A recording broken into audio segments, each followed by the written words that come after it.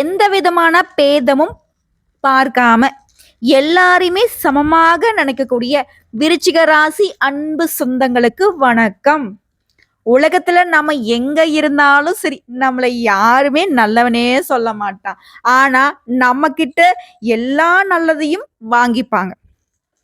ஆனா அந்த இடத்துல நம்ம என்ன தெரியுமா யோசிப்போம், அட போங்கடா நீங்க வாழ்றதே என்னால அப்படின்னு நம்ம திரும்பி பார்க்கவே மாட்டோம். இது அவங்க என்ன சொல்லுவாங்க, திமிரு பிடிச்சவங்கன்னு சொல்லுவாங்க. அத பத்தி கவலையும் கிடையாது. எல்லாத்துக்கும் மேல எங்களுக்கு யாருக்குமே அடிபணிய தெரியாது. அன்பா பேசுனா அடங்கி போவோம். நீ ஒரு மாதிரி பேசுனா நான் வேற மாதிரி பேசுவேன். இதுதாங்க நம்ம. பார்க்கறதுக்கு கரடுமுரடான ஆளுங்க. உள்ளுக்குள்ள வந்து ரொம்ப நல்லவங்க. இவங்க கூட பழகுறதுக்கு நீங்க புண்ணியம் பண்ணியிருக்கணும். இதுதான் விருச்சிகம். விருச்சிகத்தை பொறுத்த வரைக்கும் தனக்காக யோசிக்காது. தன்னை சார்ந்தவங்க நல்லா இருக்குன்னு யோசிக்கும். சொல்லப்போனா தாங்கிட்ட எவ்வளவு இருந்தாலும் சரி கணக்கு பார்க்காம சுயநலம் இல்லாம எல்லாருக்குமே சரிசமமா பகிர்ந்து கொடுக்கக்கூடியதுல முதன்மையானது விருச்சிகம். ஆனா இவங்களை யாருமே புரிஞ்சுக்க மாட்டாங்க. இதுதான் பெரிய மன வருத்தமே விருச்சிகத்திற்கு. சில நேரங்களில் சண்டை சச்சரவுன்னு பெருசா பாதிக்கப்பட்டாலும் அந்த சண்டைக்கு காரணமானவங்களை கூட காப்பாத்தி விட நினைக்குமே தவிர்த்து விருச்சிக ராசி தண்டிக்க நினைக்காது. ஆனா மத்தவன் என்ன சொல்லுவான், பொல்லாதவன் சொல்லுவான். இன்னும் ஒரு படி மேல சொன்னா விருச்சிகம் கம்மன்னு இருக்கும். ஆனா வம்பு வழக்கெல்லாம் வீடு தேடி வந்துடும்.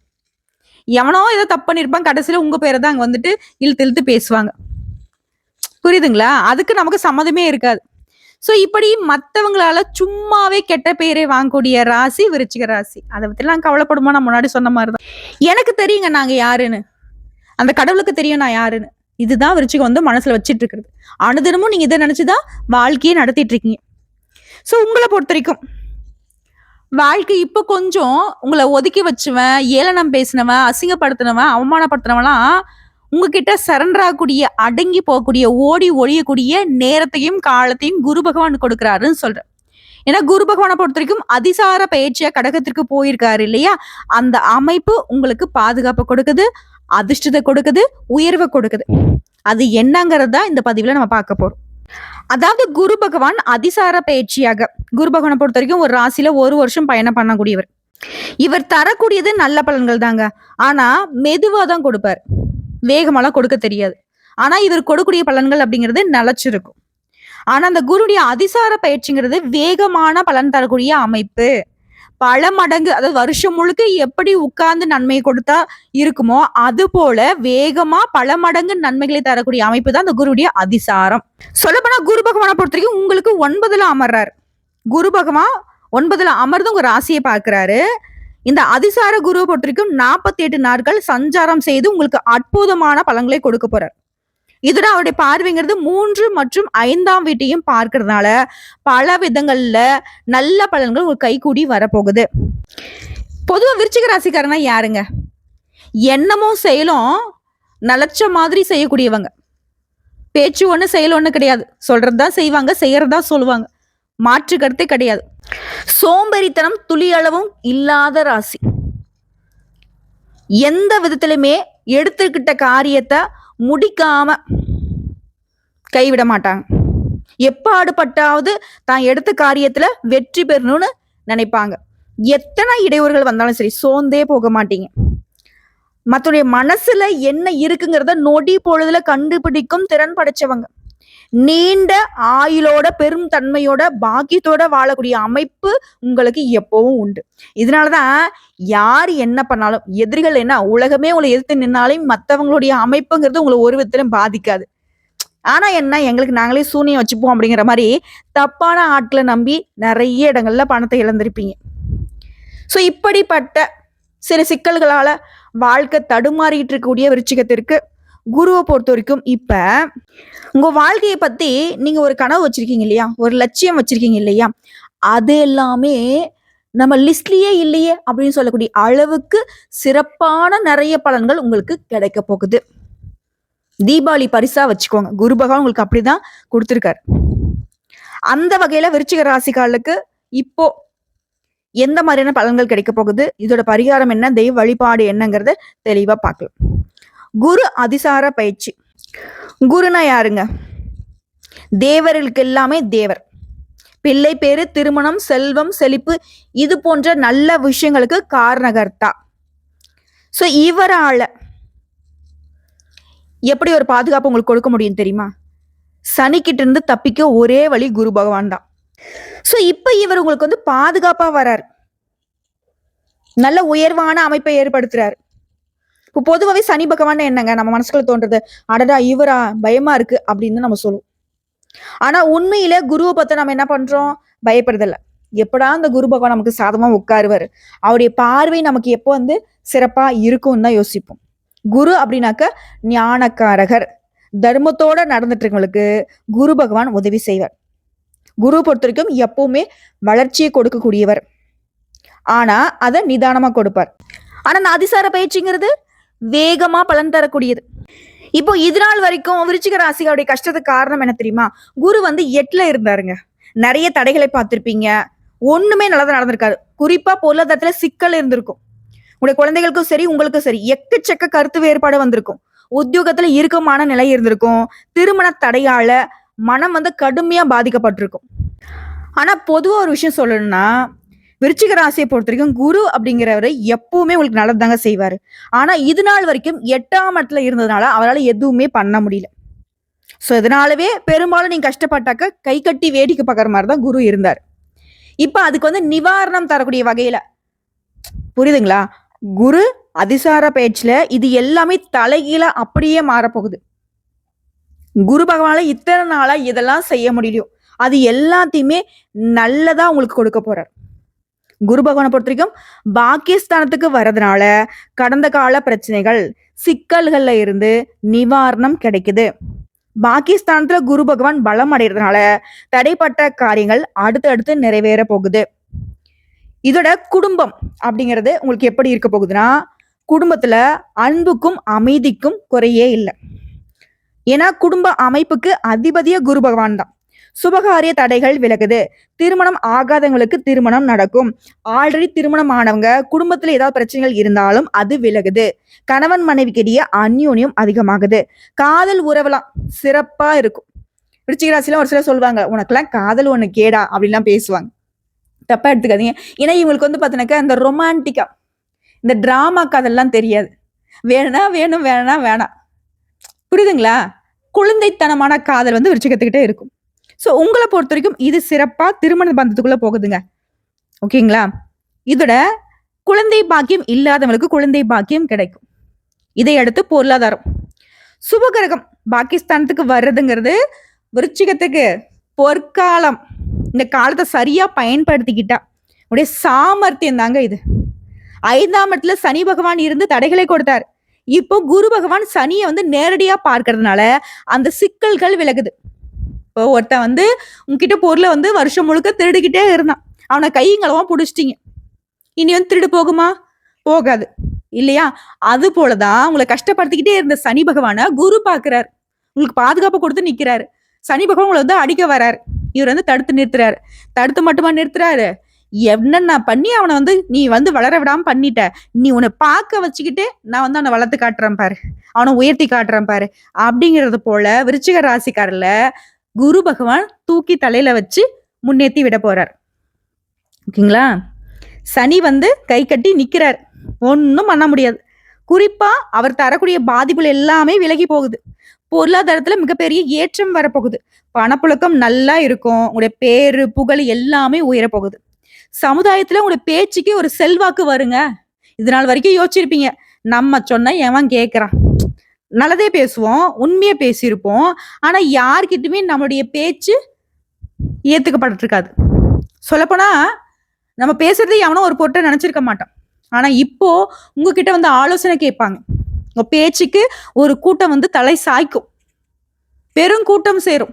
அது விருச்சிக ராசி அரசியல்வாதியில இருந்தீங்கன்னாக்கா மேலிடலாம் உங்களை தான் வந்து கூப்பிடுவாங்க மேடை பேச்சுக்கு. அழகா அற்புதமா உங்களுடைய கட்சியுடைய வளர்ச்சிக்கு பாடுபடுவீங்க.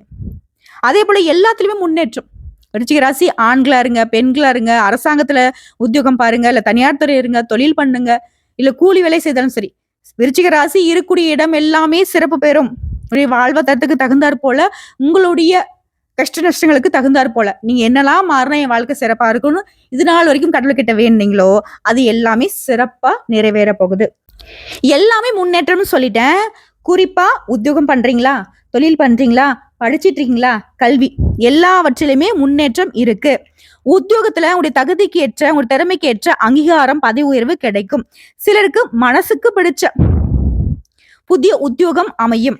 தொழில புதிய ஒப்பந்தம் ஏற்படும். தொலைதூரத்துல இருந்து நல்ல செய்திகள் கிடைக்கும். வெளிநாட்டு முயற்சிகள் வெற்றி கொடுக்கும். அப்பாவுடைய ஆரோக்கியத்துல இருந்த பிரச்சனைகள் இப்போ தீருதுங்க. இதோட பூர்வீக சொத்துக்கள் இருந்த பிரச்சனைகளுக்கு இப்போ தீர்வு கிடைக்குது. கோர்ட்டு கேஸ், வம்பு வழக்கு ஏதாவது இருந்தா உங்களுக்கு சாதகமான தீர்ப்பு வரும். பயணங்களால ஆதாயம் உண்டு. உயர் கல்விகள்ல இருந்த தடைகள் இப்போ விலகுது. சமுதாயத்துல விஐபியுடைய அறிமுகம் கிடைக்குது. சோ இப்ப நான் சொன்னது எல்லாமே குருவால தான் உங்களுக்கு அதிர்ஷ்டமா நடக்க போகுதுன்னு சொல்லிட்டேன்.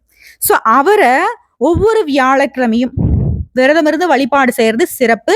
வியாழக்கிழமையில கட்டாயம் விருச்சிக ராசி மஞ்சள் நிற உடையை பயன்படுத்துங்க. சோ உடை அணிய முடியலனாலையும் பரவாயில்ல, மஞ்சள் நிற கைக்குட்டையோ, மஞ்சள் நிற பேனாவோ, பென்சிலோ ஏதோ ஒண்ணு மஞ்சள் நிறத்துல கூட இருக்கணும். இது எல்லாத்துக்கும் மேல மஞ்சளை திருநீர் போல குழைச்சு நெத்தியில வச்சுக்கோங்க, சிறப்பு. பெண்களாக இருந்தீங்கன்னாக்க மஞ்சள் நிற பூக்களை தலையில சொல்றது ரொம்ப சிறப்பு. அதே போல அன்றைய நாள்ல மஞ்சள் நிறத்துல இருக்கக்கூடிய வாழைப்பழம் இருக்கு இல்லையா, அதை வந்துட்டு உங்க பசியால வாடக்கூடிய ரோடு சைட்லாம் இருப்பாங்க இல்லையா, அவங்களுக்கு ஒரு சீப்பூல் உங்களால முடிஞ்சளவுக்கு ஒரு 2 பழமாவது வாங்கி கொடுங்க, ரொம்ப நல்லது. அதே போல படிக்கக்கூடிய பிள்ளைகளுக்கு அவங்களுடைய படிப்புக்கு உதவி பண்ணுங்க. பேனா வாங்கி கொடுக்குறது, பென்சில் வாங்கி கொடுக்குறது, நோட்டு புத்தகம் உங்களால முடிஞ்சா ஃபீஸ் கட்டுறது கூட ரொம்ப நல்லதுங்க. குருக்கு ரொம்ப பிடிக்கும். ஓகேங்களா? அதே போல கடற்கரை அருகில் உள்ள கோயில்களுக்கு வியாழக்கிழமையில போயிட்டு வழிபாடு செஞ்சீங்க அப்படின்னாக்கா அற்புதமான பலன்கள் உங்களுக்கு கிடைக்கும். இது மட்டும் இல்லைங்க, இந்த 9ஆம் இடத்துக்கு வரக்கூடிய குருவால இந்த 9ஆம் இடம்ங்கிறது அற்புதமான இடம். ஒரு மனுஷனுக்கு என்னெல்லாம் தேவையோ அது எல்லாமே செய்து கொடுக்கறது யாரு? தந்தை. இப்படிப்பட்ட ஸ்தானம் தான் இந்த 9ஆம் பாவகம். வாழ்க்கையில என்ன பெரிய தேவை இருந்தாலும் சரி, குரு பகவான் 9ஆம் வீட்டுல அமரும் பொழுது அந்த தேவைகள் எல்லாமே பூர்த்தி ஆகும். எப்படின்னா, ஒருவேளை உங்களுக்கு பிள்ளைகளை படிச்சு 4 பேருக்கு முன்னாடி நல்ல ஒரு இடத்துக்கு வரணும்னு நினைச்சிருந்தீங்கன்னா அது இப்ப நடக்கும். அதே போல பிள்ளைகள் படிச்சு முடிச்சுட்டு நல்ல வேலைக்கு போகணும்னு நினைச்சீங்கன்னா அது இப்போ நடக்கும். அதே பிள்ளை திருமணத்துக்காக காத்துட்டு இருக்காங்க அப்படின்னா அவங்களுக்கு இப்போ திருமண யோகம் இருக்கு. மொத்தமா குடும்பத்துல மகிழ்ச்சி பொங்கக்கூடிய ஒரு மிகப்பெரிய அமைப்புன்னு சொல்லலாம். நீண்ட நாட்களாக குடும்பத்தோட நேரம் செலவிட முடியல அப்படின்னு நினைச்சுன்னா இப்போ நிம்மதியா சந்தோஷமா குடும்பத்தோட வெளியில போயிட்டு வரக்கூடிய அளவுக்கு நேரம் காலம் செலவிட்டு சந்தோஷமா இருக்க போறீங்க. நினைச்சது எல்லாமே இப்ப நடக்கும். அதுதான் இந்த கட்டம். இந்த குருடைய அதிசார பயிற்சி நல்ல மாற்றங்களை கொண்டு வருது. தொழில் ரீதியா, அதே போல உத்தியோக ரீதியா, குடும்ப ரீதியா எல்லாமே சிறப்பா மாறுது. தூர தேசங்களுக்கு போவீங்க, நல்ல வாழ்க்கை அமைய போகுது, நல்லா சம்பாதிக்க போறீங்க. நினைச்சவங்க கூட நினைச்ச மாதிரி சந்தோஷமான வாழ்க்கை அமையும். தந்தையாருடைய உடல் ஆரோக்கியத்துல மேம்பாடு இருக்கு. அதே போல உங்க வாழ்க்கையில வரக்கூடிய மாற்றங்கள் அப்படிங்கிறது கோச்சாரத்துல கிரகங்கள் வரக்கூடிய இந்த அமைப்பு நல்ல மாற்றங்கள் நிகழ்வதுங்கிறது சத்தியமான உண்மைங்கிறது தெளிவுபடுத்துது. சோ இந்த குரு பகவான் தரக்கூடிய இந்த வாய்ப்புகள் நிலைச்சிருக்க வெள்ளிக்கிழமைகள் தோறும் உடைய இஷ்ட தெய்வத்துக்கு தீபம் போட்டு வழிபாடு செய்யுங்க. அதே போல 9ஆம் இடத்து அதிபதி நல்லா வேலை செய்யணும் அப்படின்னா கண்டிப்பா குரு வழிபாடு சிறப்பை சேர்க்கும். அனுதினமும் ஓம் குரு பகவானே போற்றி போற்றி இந்த மந்திரத்தை அனுதினமும் 108 முறை கண்டிப்பா உங்க கைகளால எழுதணும். எழுதி சேமிச்சுக்கிட்டே வாங்க. அடுத்த 48 நாட்கள்ல கண்டிப்பா நீங்க நினைச்சது நடக்கும். ஆனா ஏதாவது ஒரு வேண்டுதல அழுத்தம் திருத்தமான்னு நினைக்கணும். திருமணம் நடக்கணும், எனக்கு குழந்தை பாக்கியம் கிடைக்கணும், எனக்கு வீடு கட்டணும், இல்ல தொழில் சிறப்பா இருக்கணும், இது போல ஏதாவது ஒரு வேண்டுதல் தான் இருக்கணும். உண்மையான பக்தியோட முழு நம்பிக்கையோட குருவே நீ எனக்கு இதை செஞ்சு கொடுப்ப அப்படின்ற நம்பிக்கையோட நீங்க அனுதினமும் அவரை நினைச்சு வழிபாடு செஞ்சுட்டு இதை பண்ணிட்டு வந்தீங்க அப்படின்னா ரொம்ப சிறப்பு.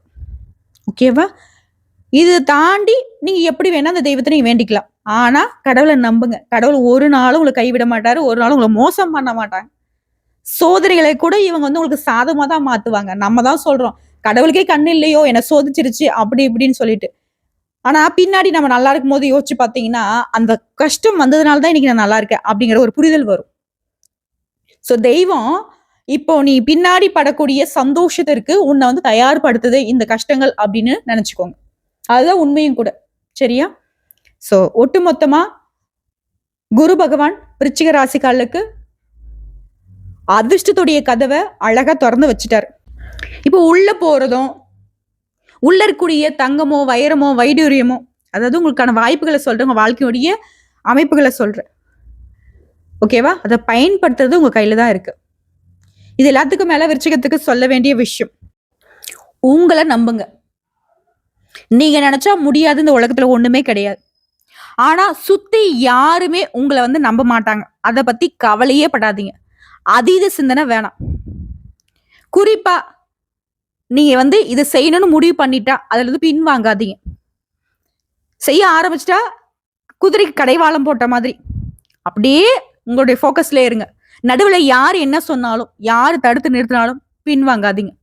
கீழே விழுந்தாலும் விழுறதும் உங்க கையில தான் இருக்கணும், எழுறதும் உங்க கையில தான் இருக்கணும். அவன் சொன்னாலும் விழவும் கூடாது, அவன் சொன்னாலும் எழுகவும் கூடாது. உன் மனசுக்கு என்ன படுதோ அதை செய்யுங்க. பண விஷயத்துல கராரா இருங்க. அடுத்து நீங்க என்ன பண்ண போறீங்க அப்படிங்கிறது யாருக்கும் தெரியக்கூடாது.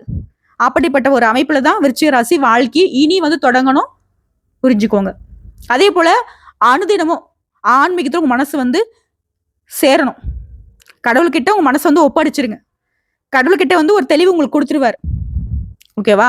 அனுதினமும் காலையில படிக்கல இருந்து ஏஞ்சிக்கும் போதே உடைய 2 கைகளையும் நல்லா உரசிட்டு உள்ளங்கையை பார்த்து உடைய இஷ்ட தெய்வத்தை மனசார நினைச்சுக்கிட்டு அதுக்கப்புறம் குருவை நினைச்சுக்கிட்டு தான் ஓம் குரு பகவானே போற்றி போட்டு அந்த மந்திரத்தை 3 முறை உச்சரிச்சுட்டா உங்களுடைய கால் பாதம் தரையில படணும்.